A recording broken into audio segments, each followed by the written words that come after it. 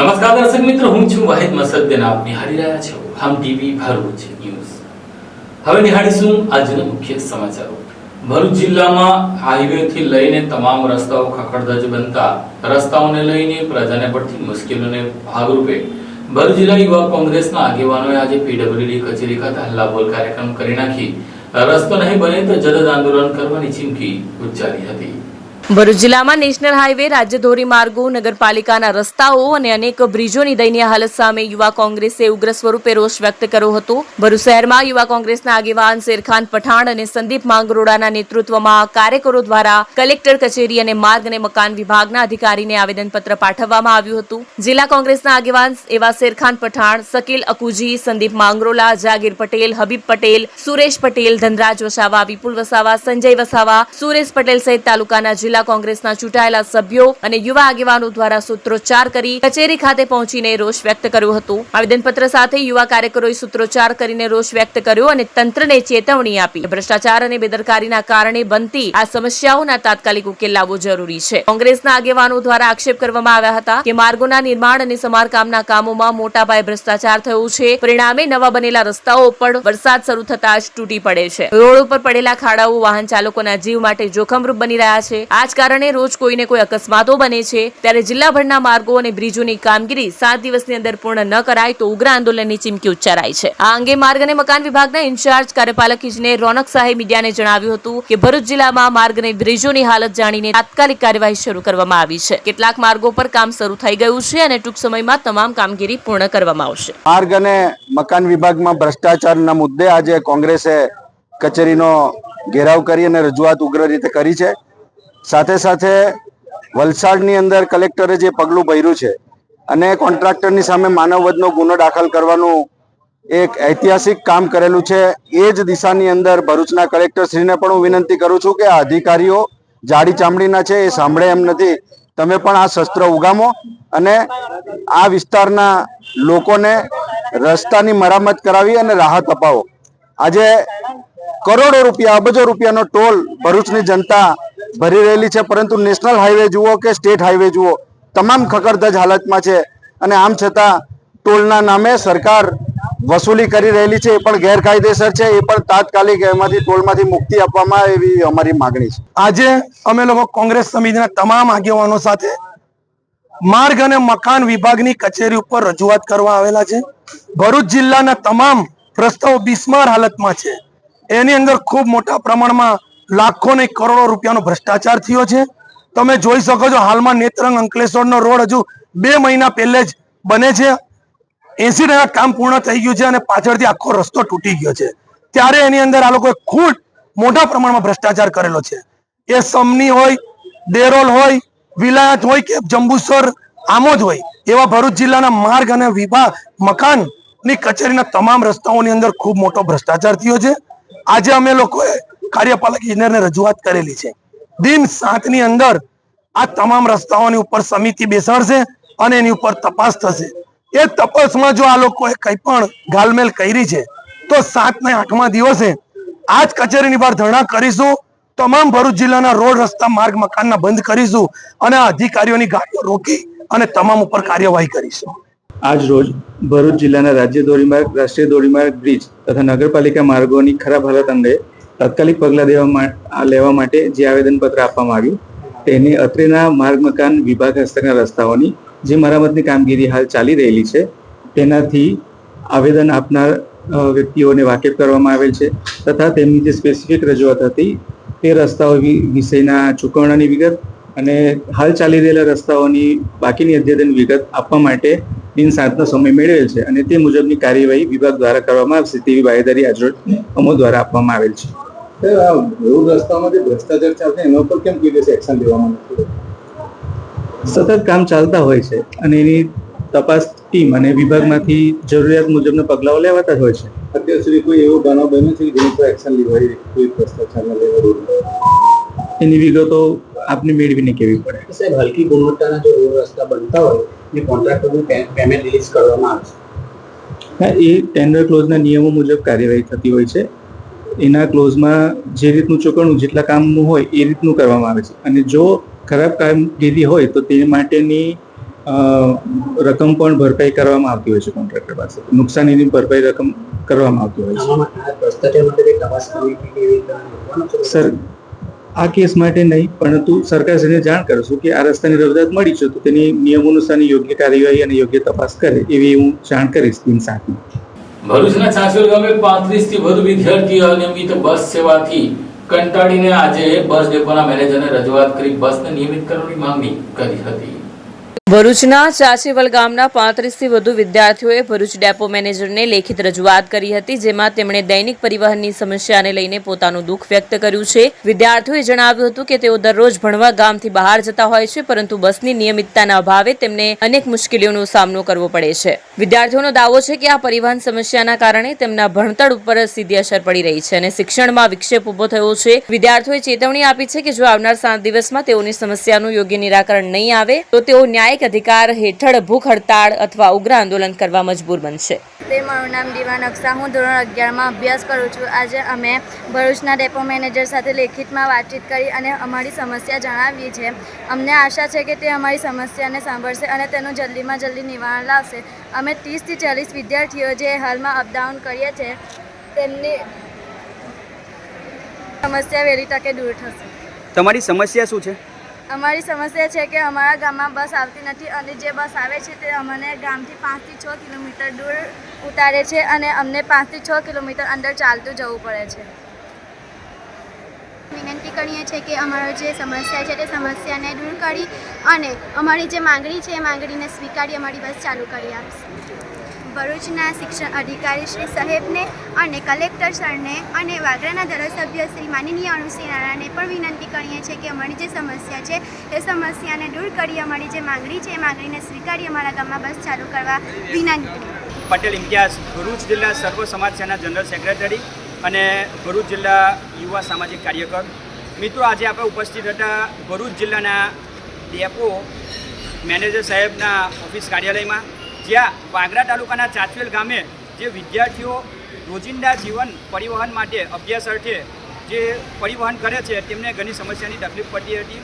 તે બાબતની રજૂઆતને લઈ આપણે આજે ભરૂચના ડેપો મેનેજર સાહેબને લેખિતમાં આપ્યું છે અને એમને વિનંતી કરી છે કે જે આ વિદ્યાર્થીઓ છે તેમને જે પરિવહન માટે જે સમસ્યા પડી રહી છે તેનું વહેલીમાં વહેલી તકે નિરાકરણ લાવી આપો અને આવનાર દિવસના અંદર જો આ સમસ્યાનું નિરાકરણ વહેલીમાં વહેલી તકે નહીં લાવવામાં આવે તો નજદીકી આગેવાનો, નજદીકી સામાજિક સંસ્થાઓ, બુદ્ધિજીવી વર્ગ સાથે ભેગા મળીને વિદ્યાર્થીઓના હક માટે જો જરૂર પડશે તો રોડ રોકો આંદોલન કરવા માટે, ભૂખ હડતાળ પર ઉતરવા માટે અને ધરણા પ્રદર્શન કરવા માટે અમે હર હંમેશ તત્પર છીએ. આમોદ તાલુકાના અછોદ ગામે રાત્રિના બસ સ્ટેન્ડ પર એક વ્યક્તિ ઉપર છરીથી હુમલો કરવાની ઘટના ઘટી છે. આમોદ તાલુકાના અછોદ ગામે રહેતા મોહમ્મદ નાસિર સલીમ હાજી નામના વ્યક્તિએ અછોદ ગામના ફરહાદ અબ્દુલ્લા ગટ્ટી નામના યુવક ઉપર છરા વડે જીવલેણ હુમલો કર્યો હતો, જ્યાં તેને માથાના ભાગે, છાતીના ભાગે, હાથના ભાગે અને પગના ભાગે ગંભીર ઈજાઓ પહોંચી હતી. જેના પગલે ઈજાગ્રસ્તને આમોદ સામૂહિક આરોગ્ય કેન્દ્ર ખાતે લાવવામાં આવ્યો હતો, જ્યાં યુવકને મોટી ઈજાઓ થઈ હોય જેથી વધુ સારવાર માટે 108 મારફતે ભરૂચ હોસ્પિટલ ખાતે ખસેડવાની ફરજ પડી હતી. જ્યારે આ મુદ્દે આમોદ પોલીસને જાણ થતાં સિવિલ હોસ્પિટલ પહોંચી આગળની કાર્યવાહી હાથ ધરી છે.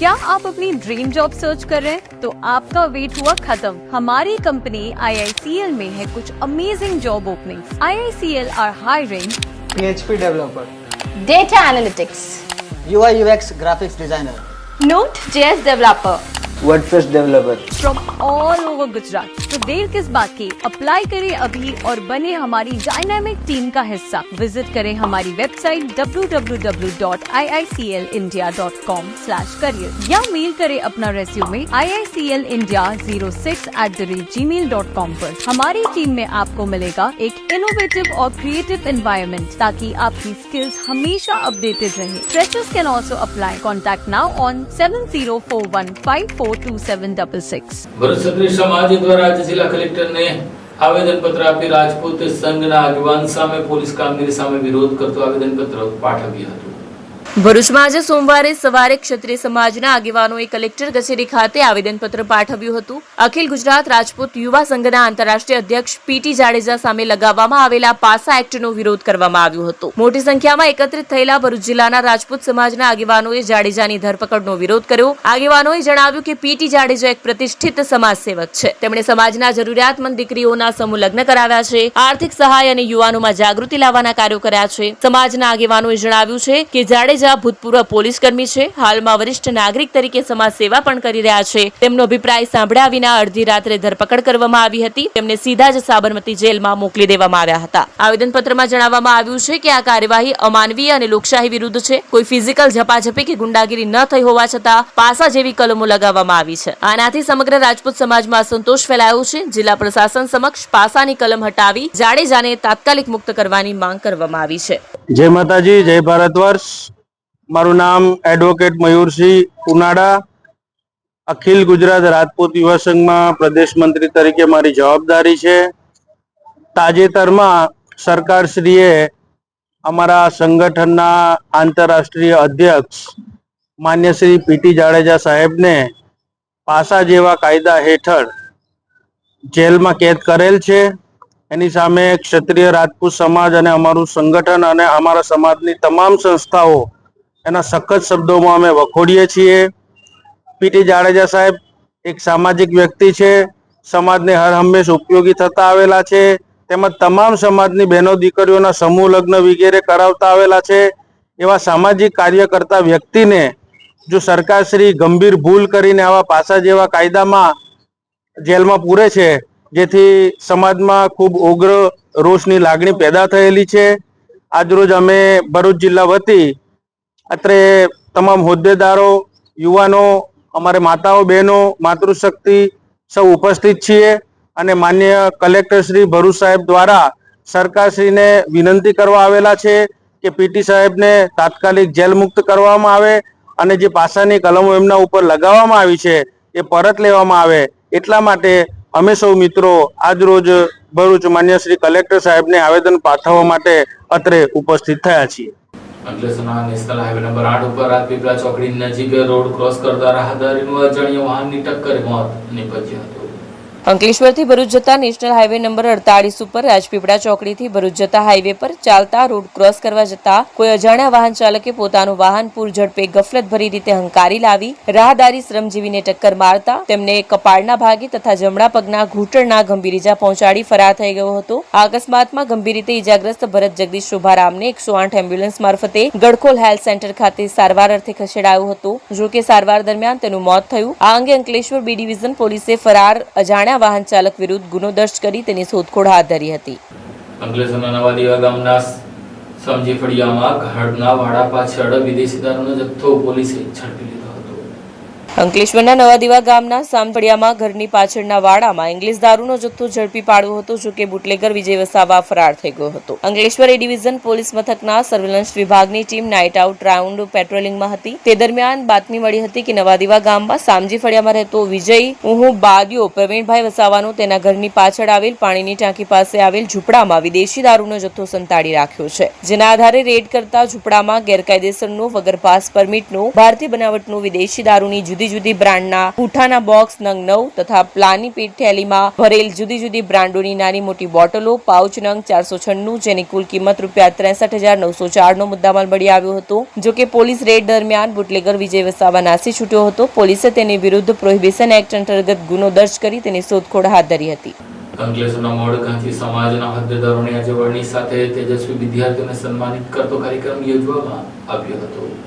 અંકલેશ્વર શ્રી મોડ ઘાંચી સમસ્ત સમાજ દ્વારા નવા હોદ્દેદારની વરણી તેમજ તેજસ્વી વિદ્યાર્થીઓને ઇનામો આપી પ્રોત્સાહિત કરવાનો સમારોહ યોજાયો હતો. જેમાં પ્રમુખ તરીકે ચેતન ગોળવાડા તેમજ મંત્રી તરીકે નરેશ મોદીની સર્વાનુમતે નિમણૂક કરવામાં આવી હતી. આ સમારોહ દરમિયાન ધોરણ 10 તેમજ ધોરણ 12ની બોર્ડ પરીક્ષામાં ઉત્કૃષ્ટ પરિણામ લાવનાર તેજસ્વી તારલાઓને સન્માનવામાં આવ્યા હતા.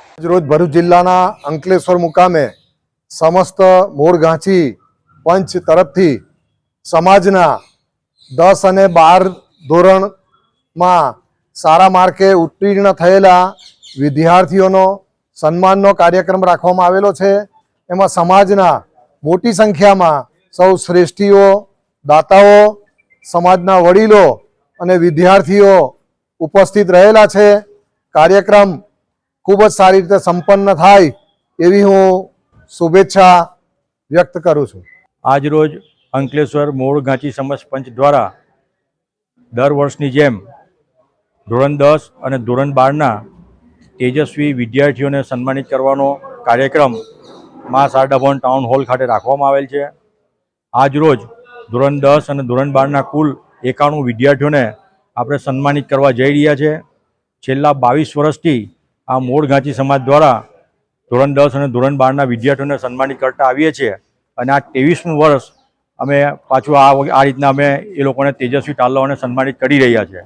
આજ રોજ આ કાર્યક્રમમાં ભરૂચ જિલ્લા ભારતીય જનતા પાર્ટીના પ્રમુખ અને સમાજના આગેવાન આદરણીય શ્રી પ્રકાશભાઈ મોદી, એ જ રીતના અંકલેશ્વરના અમારા વતની કે જેઓ હાલમાં નર્મદા જિલ્લાના કલેક્ટર છે એવા સંજયભાઈ મોદી પણ હાજર છે.